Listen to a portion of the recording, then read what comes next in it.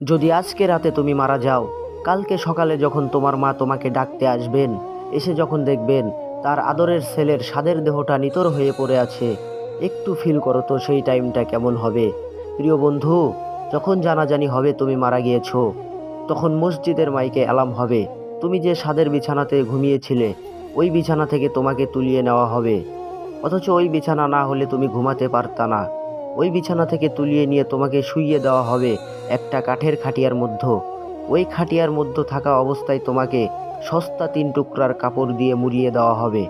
তোমার কত রং পছন্দ, তোমার কত কালার পছন্দ, তোমার কালো কালারটা পছন্দ, অথচ ওই কালারটা দেওয়া হবে না।